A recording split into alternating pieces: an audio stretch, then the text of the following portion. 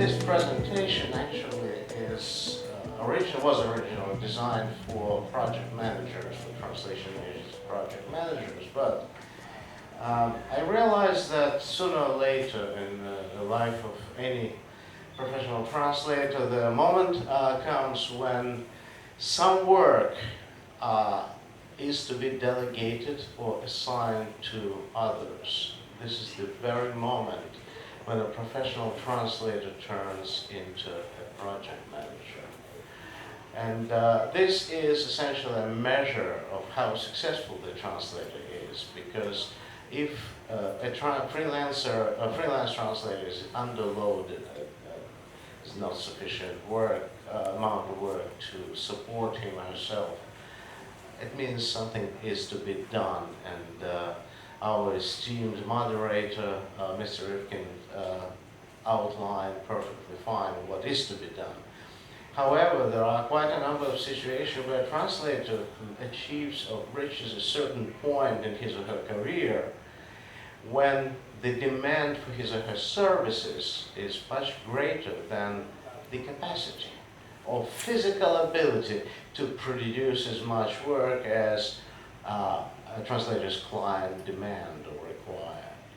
And this is exactly when, in order not to lose the client, the translator should delegate the work or assign the work to either to a fellow translator or just to a colleague who is reputable enough or personally known for his ability to handle this material.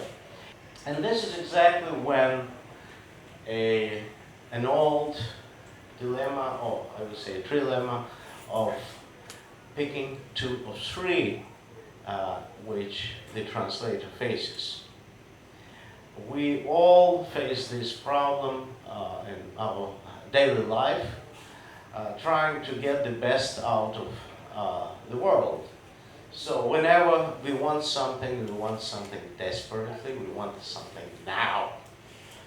We also want it good, not moderate or medium, mediocre or bad or something, but we want it good, and of course we want it as cheap as possible. The same happens in the translation industry.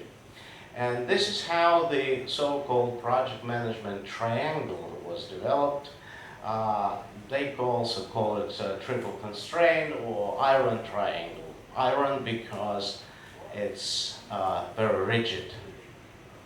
It allows no interpretation. There is no way you can satisfy all three requirements for a product to be produced fast, to be cheap, and to be of high quality. So primarily these three project attributes we call time, cost, and quality, right? So originally at the very first stage of its development it looked like this, and then later it turned into a more detailed diagram. Then it became not a triangle, it evolved into a 4-point figure, or this one. Personally, I like this one better. Or this one. So, in any event, it's all these varieties, all this graphic representation is just a varieties of representation of a simple fact. We live in the constrained world. We cannot satisfy all the requirements at once. We always do it at the expense. We say perfect in one direction at the expense of the other. Now, there are terms and definitions that we normally use describing this problem. The problem of how to satisfy at least two requirements out of three. Practice shows that quite frequently it's an unsurmountable obstacle for many translators and project managers alike. So all these terms and definitions are very familiar to translators. I wouldn't expand on them further. And what means in our translation industry, what this iron triangle concept means. It means that either translate something quickly, and to a high quality standard, but it will not be cheap. And this is something that is the most difficult part of our communication with the client, to persuade them that if you want it tomorrow or day after tomorrow, and you want it to be of a court accepted quality, you wouldn't pay a penny. It would cost you, and sometimes we have to charge our clients through the nose. Now, if something to be done quickly and cheaply, it's quite natural that it won't be of good quality, because no one would do it quickly, meeting all the quality standards. And the third option is to do it with a high quality and cheaply. Yes, this is a viable option, by the way, but it will take a long, long time. As an example, it was last year when I was offered an opportunity to, along with my colleague, to translate a huge book, 780 pages, with graphs and charts and diagrams, tables, a lot of illustrative material on nuclear physics. Wow. And the client, it was like an angel, a sound from the heaven. He said, okay, we need to save as much money as we can, because this is primarily for the government. In exchange, I understand the nature of it. In exchange, I give you absolutely no deadline. So what do you mean, another 10 years? No, something reasonable, like half a year. 10 years for everything. Yeah, I mean 6 months. I said, well, 6 months is pretty tight. Okay, I can give you 8. So we agreed on 8 months. And that was absolutely ideal scenario. When I had a downtime, I filled it with translating this book, and it was done to a very high quality standard. Now, whenever we have a project, translation project, it always can be described with so-called project variables. Again, it's time, and it's not quality and money. It's time, it's scope, because translation per se is not the only function that we normally perform in completing the translation project. Sometimes it can be in addition to that, it can be typesetting, for example, or a lot of research, or compiling the subject index, or doing so many other functions. Now, in terms of resources, first of all, if it's an agency, it means, first of all, humans, translators, editors, desktop publishers, others, subject matter experts, and software.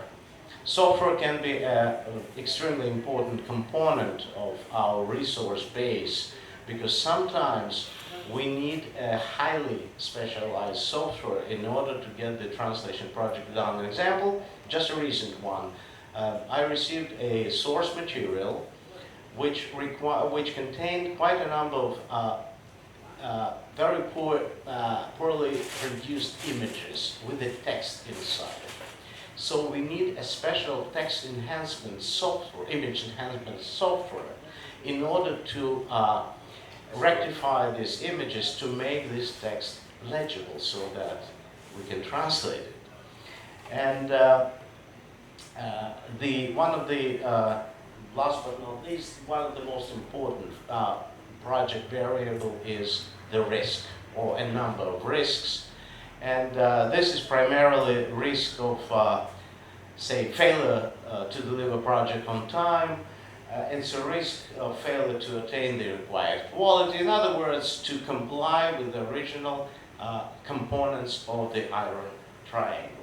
So the consequences of all these failures, whether taken together or separately, are that the translator normally loses his or her earnings, does a lot of unpaid work, time lost in this futile attempts could have been used for other paid work or other activities, and the resources are just wasted. It means a total dissatisfaction with the agency, with the project manager, with the work, with the entire world. And agency also suffers financial losses, and a time lost on quoting the project, on negotiating the terms with the customer, and what's most important is a risk of reputational damage. So failure to deliver means that the word spreads out, and the agency also wastes resources. So there are quite a number of consequences here, and this table actually illustrates more detailed summary of consequences taken from a specific project. I will revisit this a little bit later. Now, the art of completing the project on time, within budget, and up to quality standard actually requires balancing these project variables. In other words, navigating through this iron triangle, sometimes making trade-offs, sometimes sticking with the originally established standard, whether it's deadline time or quality or cost. Basically, for a translation project manager, there are three global, so to speak, options.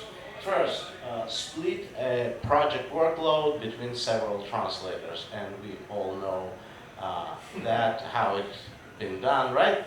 Not good. Oh yeah. Now, there is another option which is rarely, but still it's used in the industry. It's splitting the workload between the translators and the agency. This is possible only if and only if the translation agency has the resources to do that, such as in-house translators, DTP specialists, subject matter experts, which is an extremely rare case scenario, and others. And there is a third option, which is rarely used, but which is most successful, is concurrent performance of the project-related tasks. So this requires a true understanding on the agency's part of the nature of the translator's work. What can be done in advance, what can be done later, and what should be done after the translation is completed. Now, during all this time,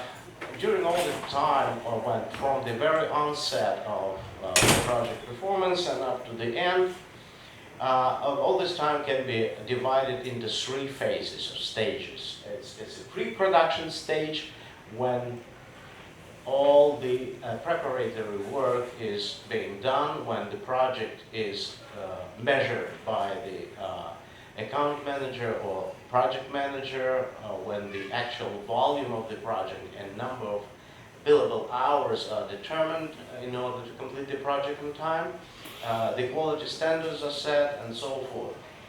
There are quite a number of questions the project manager has to answer before proceeding to the production stage. The first one is whether the deadline is realistic. And this is quite a difficult question. In order to answer it, the project manager has to understand how the project can be completed, and whether or not, in principle, with the established deadline, it can be completed.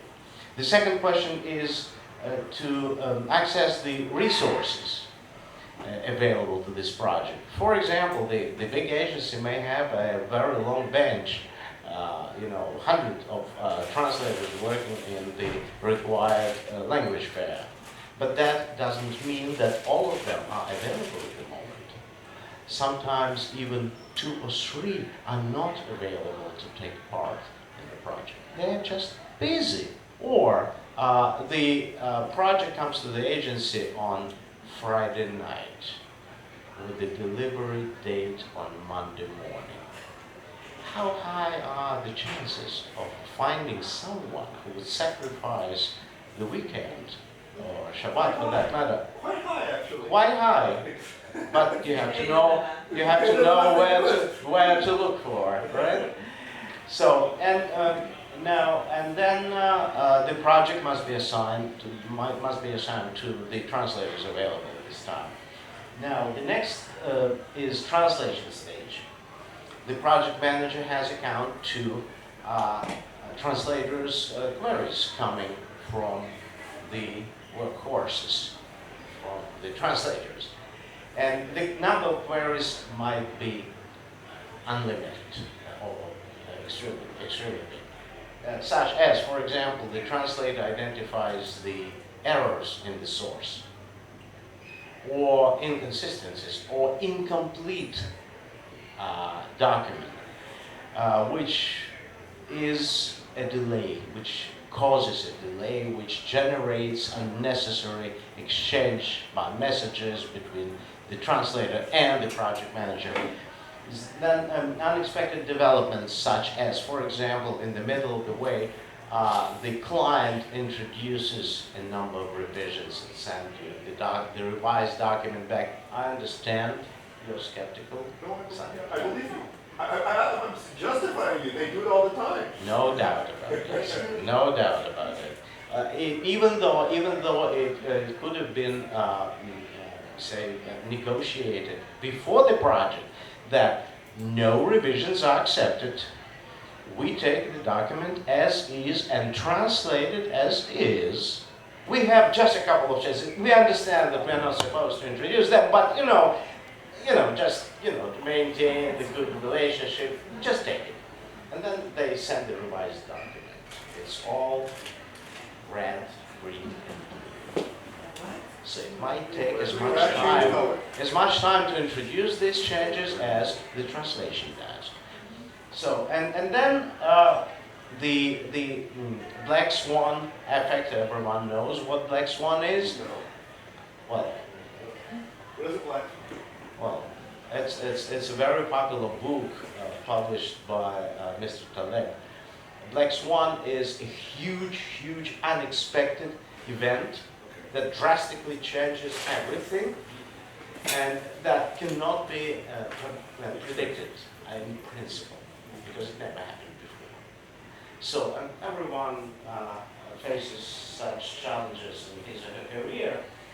Now, and the post-translation stage is if you split the project between several translators, you assemble all the translated files, and then what's the most important part of it is that you, as a project manager, you discover that certain things were missing. And then you have to generate, say, the subject tables, and you discover that not all the terms were marked for subject index. And when you generate the table of contents, you discover the same, that some of the headings were not marked for TSC, and so forth and so forth, that this list can go. Now, at this time, the most important thing is, do we have enough time to fix all this? To request the translators to, to fill out the gaps and eliminate the deficiencies. That's a matter of careful project planning. Now, essentially what up to this moment, what I told you is the content of my article published in December of the last year in the magazine titled Multilingual Computing. Because I was allowed only 20 minutes to present this material, I'm leaving up to you to read this article if you want to, because I put a specific project there with a description of all these parameters and what is to be done, how to manage the unmanageable project. And the project, just to heat up your interest a little bit, is it's 100 page of the source. It's an actual project that we completed last year. It's 100 pages of the source PDF file. It's a third generation copy. You know what it means, right? Okay. Yeah. It's a research report. Pardon me? Rotation test. Third generation. It means that it's a copy of the copy of the copy. It's rotation test. You look at it and you try to figure out what's actually Yeah, there. and well, in addition to the fact that certain fragments of text were totally garbled and needed image enhancement software to be used in order to make it readable, all the graphics was total mess. Now, the third generation copy has another feature that horrifies everyone who knows what it is. Because of the different page formats, some of the pages are cut off. And in order to alleviate that, the person who copies that makes two copies of one page, the upper part and the lower part. And that makes a lot of confusion. Now, the good thing was that the translation of this document was okay. Translation to be produced was for internal circulation. It's intercompany translation. And we had 5 business days, and what's also interesting that the project budget was allowed no rush rates. So they are not willing to pay for whatever. So these 3 scenarios that we used in order to manage this project are described in my article in this multilingual computing magazine.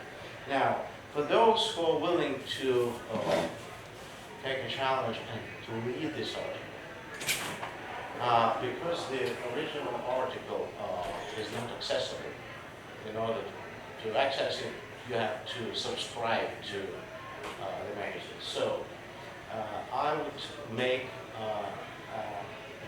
I would give those who are interested a link to the original article. If you want to get this link, please leave your business card with me after the presentation is over, and I will send it to you, say tomorrow, or today or tomorrow, in 48 hours. It's 210 megabytes, so keep a certain space on your hard drive for this. Some conclusions that were made from this was that, again, and I highly appreciate the fact that our esteemed moderator, Mr. Ripken, mentioned in his presentation, that this word count mentality, which dominates in many agencies, is first totally inappropriate, third, absolute. We have to provide the estimates in terms of project costs, not word count. And this is exactly what, everyone is tempted to measure the work in number of words. So, which is not what we essentially do. We spend much time doing performing tasks which are not included in the word count. And if you have any questions, I believe that the best way to get the answers is to read the article. Thank you very much.